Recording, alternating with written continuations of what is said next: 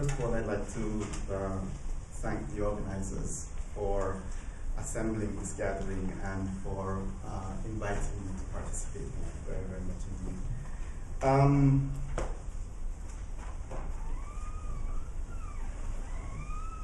I've scribbled some notes and I'm going to try my best to speak more or less from these notes for roughly 20 minutes, perhaps a little less, I hope not more.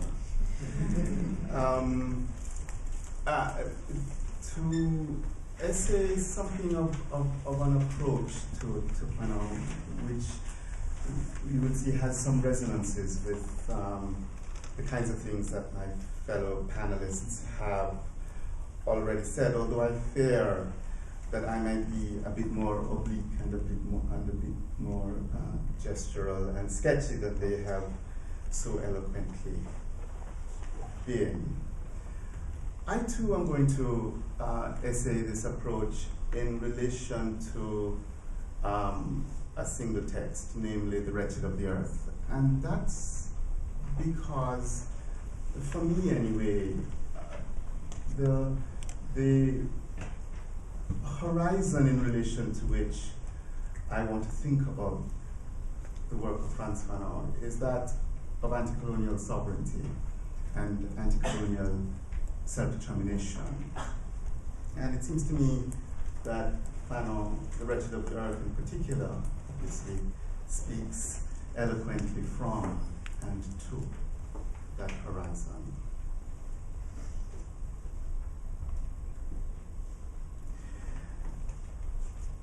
Indeed, as we all know, The Wretched of the Earth is written in a moment of enormous and intense urgency. Urgency at once political, the closing years of the Algerian War of Independence, and of personal urgency, the closing years of Frantz Fanon's own life. And it seems to me that that shapes, to a large degree, the architecture of The Wretched of the Earth. Herbert Marcuse says somewhere, I think in an essay on death, that he had written to Samuel Beckett, who was they were mutual fans. And Herbert Marcuse writes to Samuel Beckett and asks him to explain to him the character of his writing. And Beckett writes back to Marcuse saying that I was once in a hospital, and the man in the bed next to me, who was dying of cancer, screamed all night. That screaming is the structure of my writing. There is a screaming that constitutes the structure, of The Wretched of the Earth. Now, the approach that I want to very sketchily, as I say, essay here, is animated by asking the following. What is the question about colonialism to which The Wretched of the Earth can be read as constituting an answer? What is the question about colonialism to which The Wretched of the Earth can be read as constituting an answer? To my mind, the answer to that is not self-evident.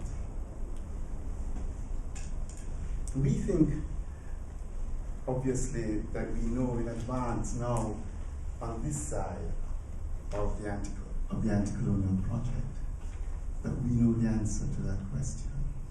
But it seems to me not self-evident. We do not inhabit the same relation to the horizon of expectation, to Fanon's problem space, if you like.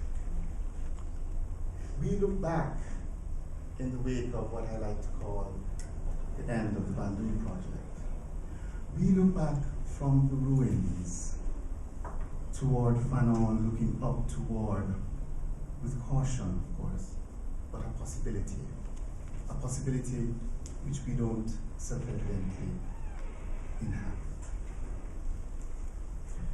So to my mind, the conceptual and ideological shape of Fanon's question about colonialism has to be reconstructed. It has to be critically reconstructed. And it has to be reconstructed to enable two things. To enable us to understand the character, the internal character of Fanon's project, the internal question-answer problem space within which Fanon framed his project, firstly. And in order, secondly, to enable us from the present that we inhabit to discern whether or to what extent Fanon's questions can remain ours.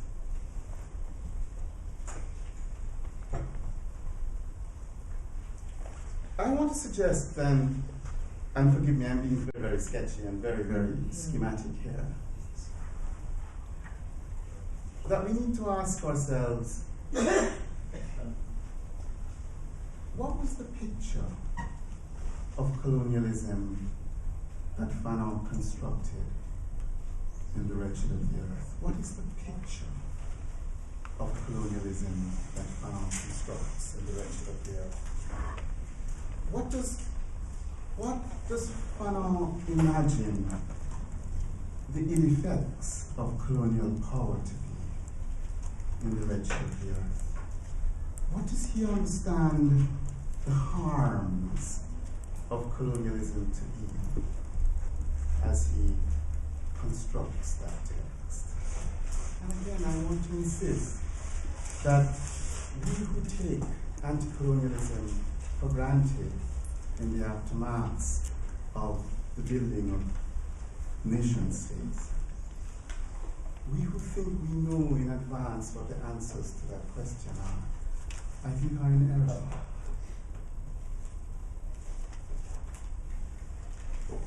Fanon's picture of colonialism, Fanon's picture of what colonialism is in the Wretched of the Earth, emerges, of course, as my fellow panelists suggested earlier, vividly in the chapter on violence. Not just the first chapter on violence, though, but also in the penultimate chapter on the psychopathology of colonial war. These are, those of you who know the book will know, these are linked chapters. That the chapter on the psychopathology of war is not understandable without the first sketching of the structure of anti-colonial violence.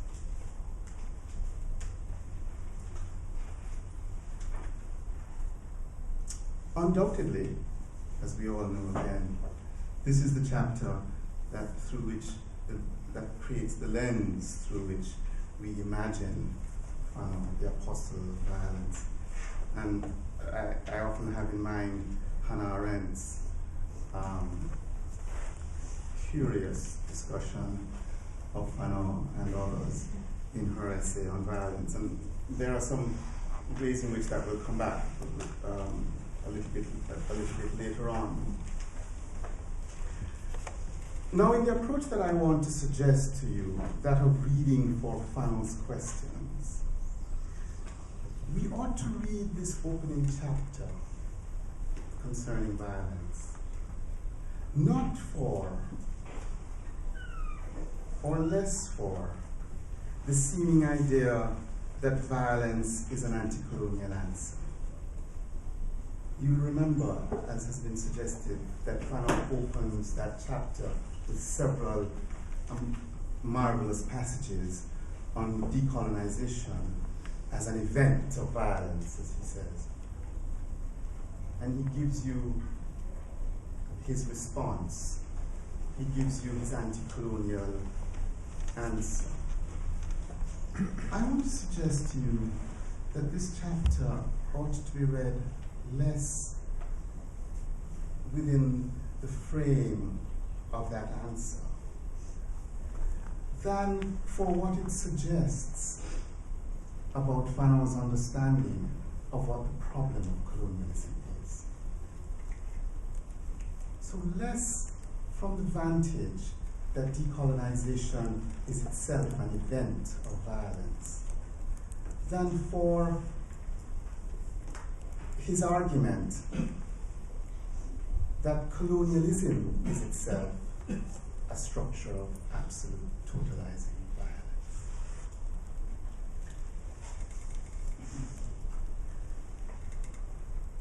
And for Fanon, I'm not going to be quoting, and I wish I could, but I won't. But there is one passage here that remains in my mind about colonialism as systemic violence, which is when Fanon says, I think just 2 sentences before one of the quotes that you had, that colonialism is not a thinking machine. Remember that quote? Colonialism is not a thinking machine, a body endowed with reason. It is naked violence. And for Fanon, so it's noticeable, it is noticeable here. This is why I brought up Hannah Arendt's book on violence. That Fanon is not saying that colonialism is a structure of overwhelming power. He is not saying that colonialism is an abuse of authority. It is not that colonialism is about unequal strength.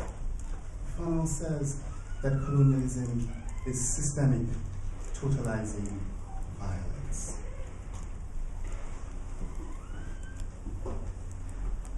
But for Fanon, in The Wretched of the Earth,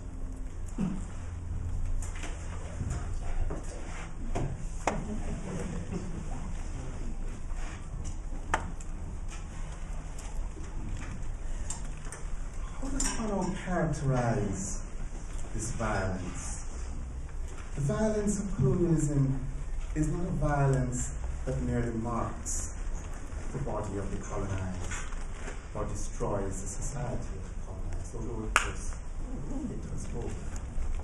For Fanon, crucially, colonial violence is a violence that gets inside of and takes hold of the molecular structure of the body. It gets hold of the molecular structure of the body and transforms the body's organization, the body's dispositions, the body's attitudes. Remember those passages in which Fanon talks about the muscular tension of the colonized. Colonial violence, secondly, for Fanon, is a violence that reorganizes the structures of affect and desire of the colonized subject. Right? It transforms and reorganizes the structures of fantasy, of dream and desire of the colonized.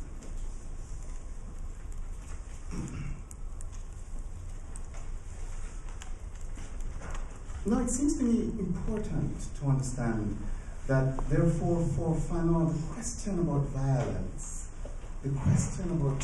is not about the brutality of the colonial state, however brutal the colonial state was. It is not brutality itself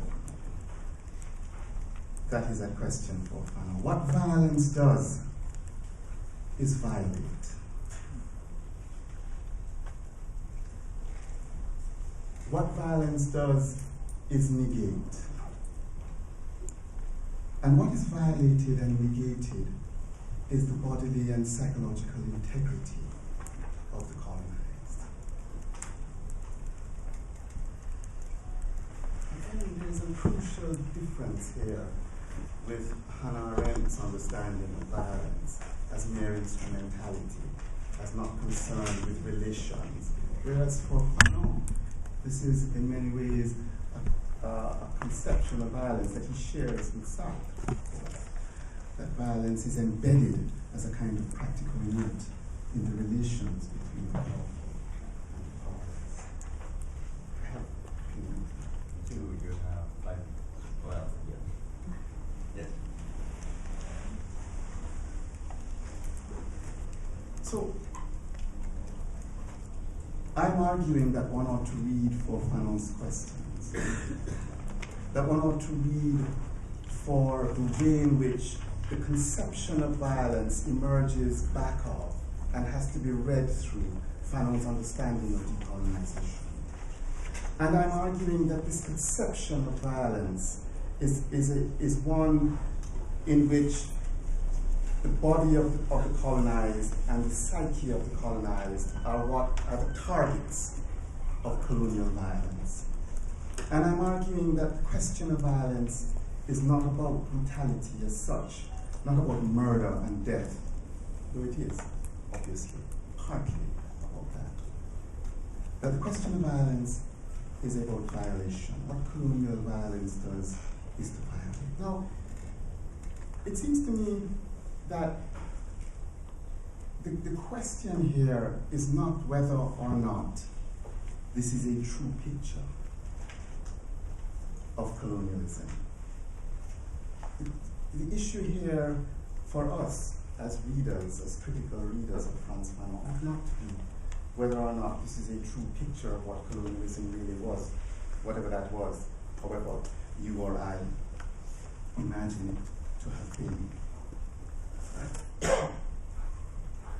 The question for the approach that I want to suggest to you is, what were the intellectual ideological sources through which this picture of colonialism emerges for Fanon? What were the intellectual and what was the intellectual ideological problem space in which the problem of violence, and more broadly the problem of colonialism as violence, appears in this fashion? And secondly, what rhetorical effects does this construction of the problem of colonialism have for the way in which we understand or imagine the matter of anticolonial sovereignty? What are the implications of that figuring of colonialism and colonial violence in particular for how Fanon wants us to imagine what the aftermaths of colonialism might be? What imagination aftermaths of colonialism are inscribed in that particular texturing and figuring of the problem of colonialism? That's it? You can go.